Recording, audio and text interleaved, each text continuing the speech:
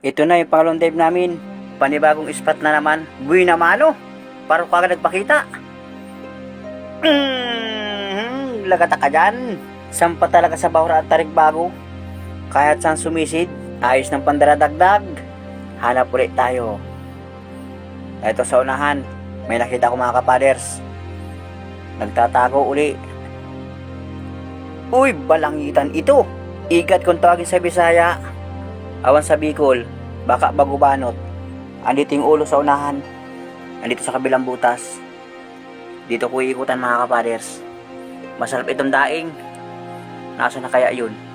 Di ko na makita. Na ito mga kapaders. Wow, laki! Masarap itong gataan. Pangangahin ko lang. Papasutan ko sa bibig ng pana.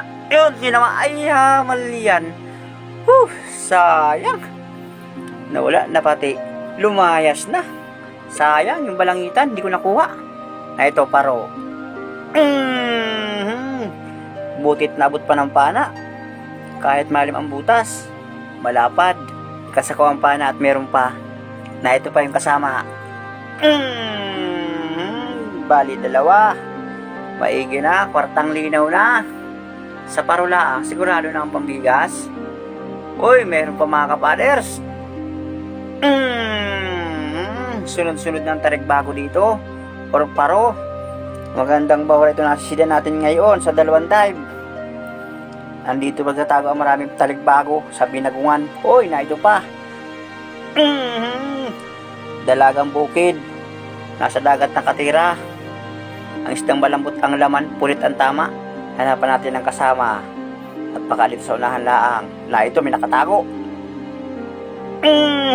Lagata ka dyan, matampusa. Mga kapunit pa. Muntik pa ang salaan. Itong bigan. Na ito pa, sa butas. Lapit pa lang kaunti. Lapit pa. Malalim ang sinuta yung tarik bagong ito. Nasaan kaya ang kasamahan ito?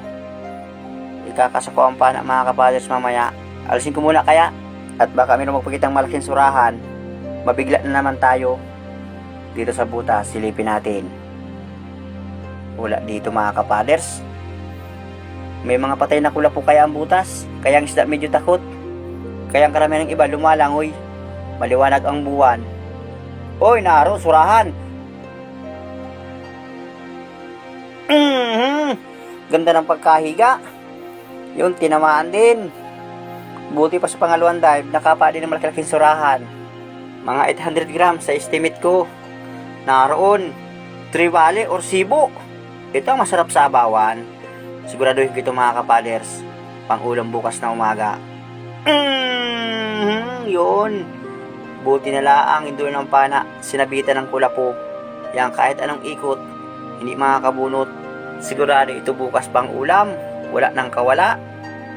Dito sa binagong, silipin natin. Na ito, mag-asawang tarik bago. Mahirap ito sungkitin mga kapaders bara basta. Kapag pinaglapit ko, baka lumayas. Panahin ko muna. Eh, hama na paru-para yun. Sasanggihan pa yung isa. Panahin ko na rin itong isa, baka lumayas pa. Bali dalawa. Mag-asawang paro. Ubos ito sigurado bukas ng umaga. Kulang pa ito. At dito kaya sa lugar namin, kapag malakas ang dagat, ang mga tao sabik din sa isda. Na ito, uy, tatlo! Ay swerte. Mahirap itong tripolin mga kapaders. At medyo magalaw. Alangay. Isa-isahin ko na lang. Baka maubos ko. Ikakasako ang pana mga kapaders. Titistingin natin kung mauubos. Lagkata ka dyan. Kasawali ng pana. At mayroon pang isa. Sigurado, ubos ito. Ubos, 3 piraso. Ayos. Ang lalapad ng tarik bago ngayon. Palibasa buwan ng mga gusto ng mga kapaders. Ialabas talaga ng ganitong isda. Kahit kula po sa bahura, sa parting laot, lagas na, malipis na. Hindi pa kayang lumayo, malakas pa ang habagat. Uy, balangitan na naman. Patatamang sa gitna ng katawan. Ngayon na. Nakahuli rin. Ay, nako. Nakabulot. Sayang. Hamal yan. Ayos na pandaradagdag pang ulam. Masarap sanang may bilukaw yun or tila. Yung dahon na maasim na nilalawak sa amin, na ito pa timbungan. Gitik na tsambahan. Iba na ang kibang dagat mga kapaders. Masamang pamahain. May pangitain kapag malikot ang ilalim ng dagat, sigurado. Pasensya na, hindi makita sa camera mga kapaders. Yung talikbago sa pinakang ilalim.